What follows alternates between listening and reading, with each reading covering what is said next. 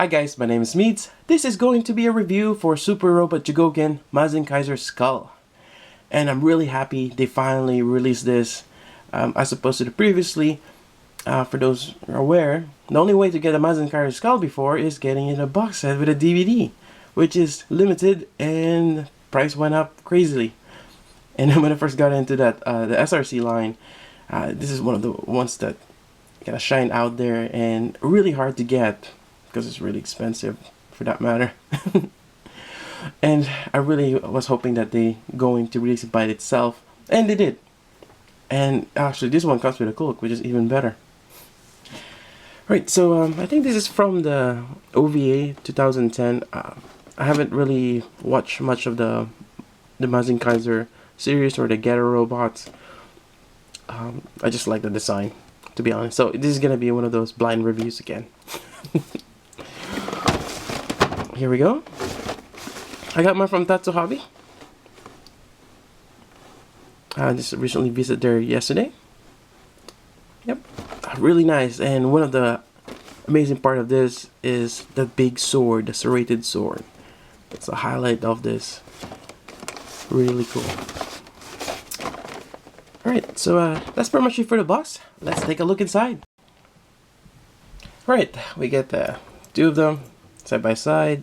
There is another Mazinkaiser which has that chrome, but I didn't opt for that. That's a little too much. I already have a Mazinkaiser here. I give it a chance. I probably gotten that if they were both available, but you know, it's not too bad. I'm just getting the normal version. Anyways, yeah, just comparing them. For the most part, they're the same, although a few things are a little different here and there. Starting from the bottom, seems like his legs on the skull is a little bit more bulkier on the lower part. But as you go up, his body here is a little bit more. You got a little bit more for the regular Mazinkaiser. But the shoulders, you got the spikes, and the head. It's actually bigger on this. So it's kind of weird that has different proportions, but in terms of the arms, pretty much the same. Yeah, very interesting. Alright, so let's put the Mazinkaiser away and let's take a closer look at Mazinkaiser SKL. Alright, let's do some articulation, but first I want to share something. So the luck of the draw, in terms of quality control, mine has a damaged left eye. Although you don't see it as much now since I've kind of fixed it. I painted metallic blue on top of the eye here. There's some kind of like a splatter of silver. Something tells me that it got smeared while painting the other parts of it. And I also painted the other side. It's actually a lighter shade of blue, but I only have a certain type of metallic blue, which still works out. I'm actually quite lucky that I was able to fix it. Sometimes it's just a big dent, especially in the metallic parts. Well, this is just gloss black, but sometimes, or like silver, when it's a really gouge, then that's something that's really hard to fix, or you actually can't really fix it at all. Anyways, I just want to share that, and hopefully when you do get your Mazinkaiser SKL, you're not getting much issues in terms of QC. Anyways, moving to articulation, we have the neck here, which is very articulate. As you can see here, we have from the base of the head and on top of the torso, two joints. The horns, I don't think you can move, which I don't mind since I don't think really you need to move that. I'm not sure if you can remove this top part here where the skull is. And moving on the side here, the shoulder, actually in the front here, it's actually has two pistols but form this crest on his front. You can move that up, and then you have this shoulder joint here, which is really cool. So this allows you to move forward. You just have to align it though. It's a little tricky sometimes, and just be careful when you're moving this around. There's a lot of sharp points here and there. Just make sure you don't get hurt yourself or actually break the kit, or break the figure actually. So this allows him to do certain cross arm Oh, it's really great articulation. So from the back, you can see there's a ball joint there. There's a hinge which allows you to move this up and down. Then there's a swivel right there also. There's another joint with a swivel in front. So that's really cool. A lot of movement there. And you have the shoulder armor here. It's on a hinge connected in front and back. I don't think there's a bicep swivel, but you have the elbow joint there, which is straight pegs, which allows you to rotate side to side. Then with that elbow, which I kind of demonstrated, you can bend. Actually, from the forearm, there is a joint there. It's kind of like a little ratcheting.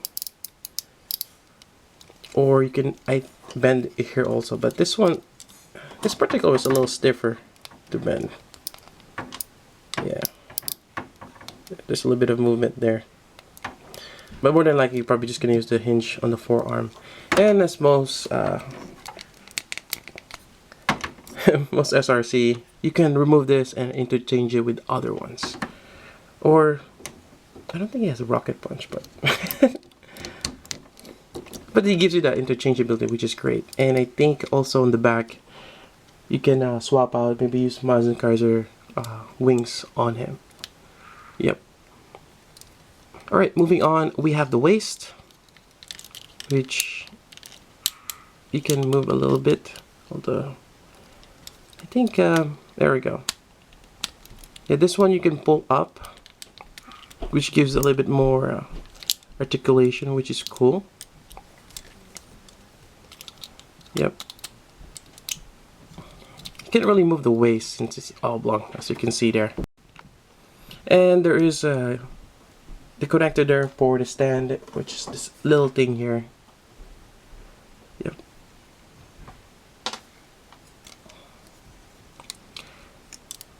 And yeah, I'm trying to see. Yeah, this gives you, quite a bit of articulation there. I thought you can. There we go.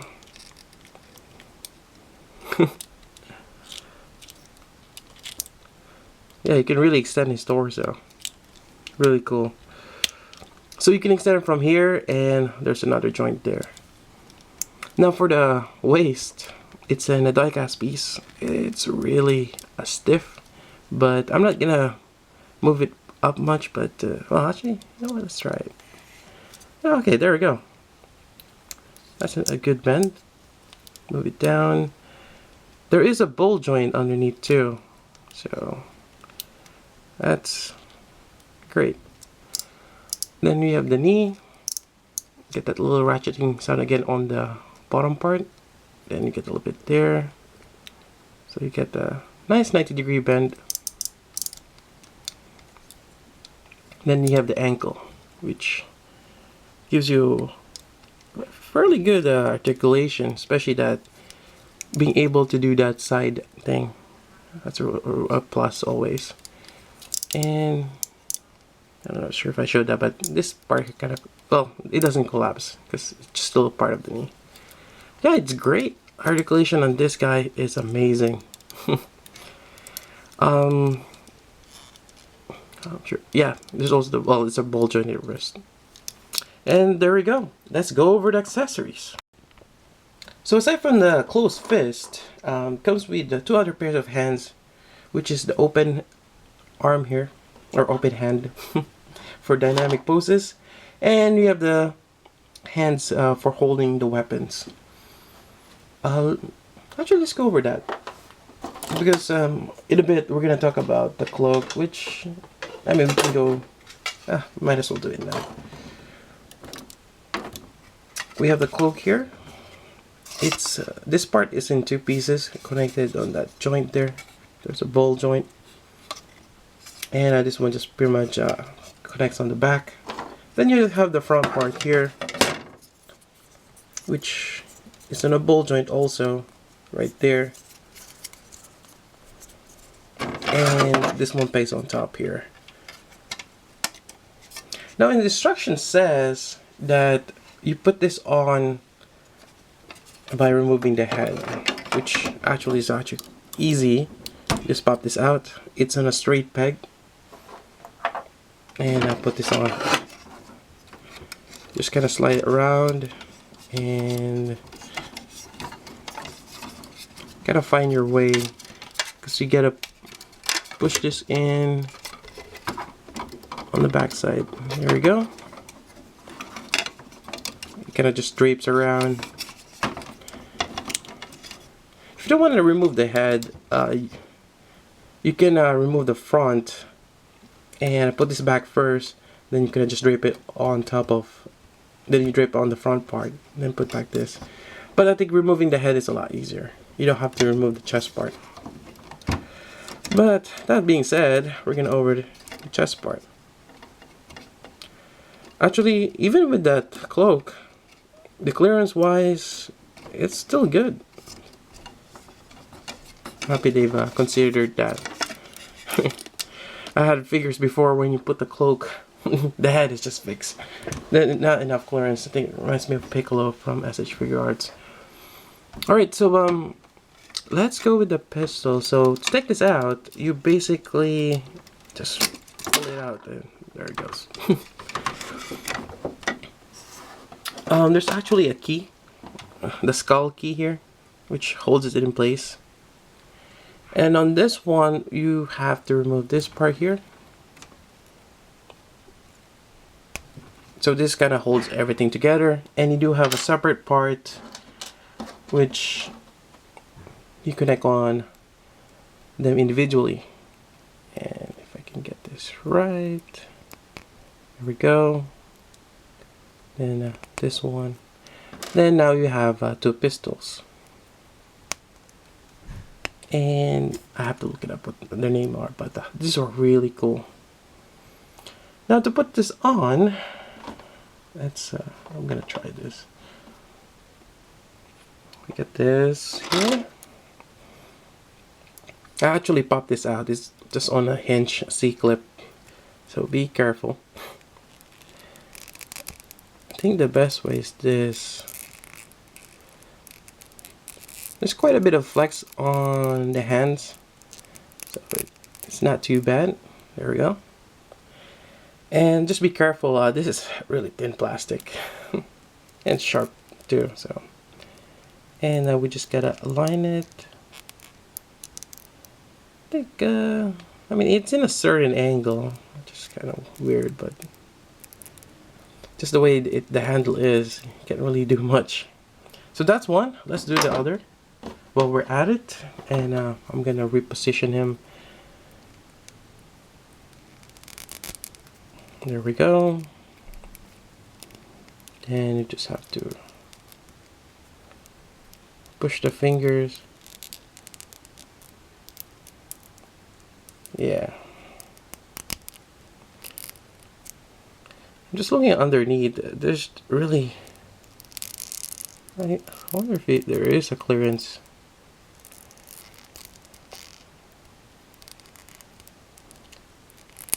Oh, there is. Oh, okay. So it's a little bit more straight. Gotta do the same thing on the other side.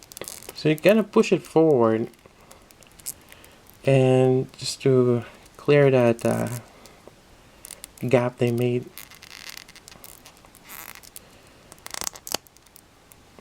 There we go. Nice. Well, next part, I'm just gonna put back the key here. There we go. And I have his shoulder. If we can get this front, there we go.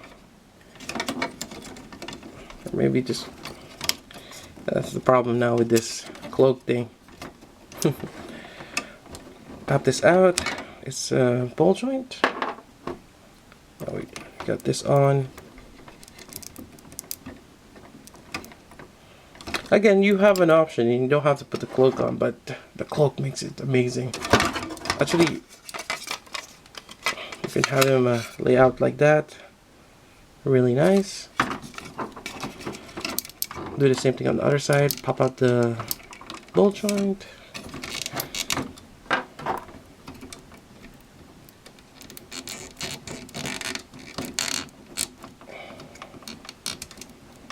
There we go. The dual pistols. It looks amazing.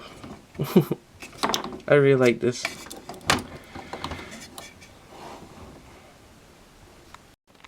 Alright, I was fiddling around with the cape or the cloak. You can actually fold this up and have him point the guns forward. So that's nice. I thought it would be a hindrance, but you just gotta play around with it. It's really cool, really nice. All right, we got those two pistols out of the way. Now the next part is the sword, amazing sword. So let me just reconfigure him and bring out the sword. All right, we got the magnificent sword here. That's amazing. So in here we have silver, and we have kind of like a matte black here. Then we have gold. Really nice. And we're just gonna have him wield it. So it's interesting how they make this hands, because sometimes it'll fit, or sometimes it's just in a certain angle it'll be loose. So let me see if I can get this thing here. There we go. So I guess it's the same way. You gotta lock it in place on the palm. And there we go. He holds it without much problem. It's really nice. Although it does kind of wobble here, but you get a certain angle. It's actually not too bad. And that wraps up the review for Mazinkaiser SKL. I have to say, these are really amazing figure, and I highly recommend getting him, especially if you're a big fan of SRC or SRW in general. Really nice, and especially like me who've been waiting to finally get one. Alright, again, I got mine from Tatsu Hobby. I don't think they have it in the web store, but you can always inquire about it, especially for any Tamashii products, even exclusives. I'll provide the link down before, and basically just kind of fill out the inquiry, or also there's an email which I'll provide in the details if you are interested. Alright, that's about it for the review. Hope you guys like it. If you have any questions, likewise, let me know. I'll try my best to answer that for you. But if you're gonna ask about this show, that's something I'm not too familiar with. Anyways, that's about it. So until then, this is Meads. Thanks for watching.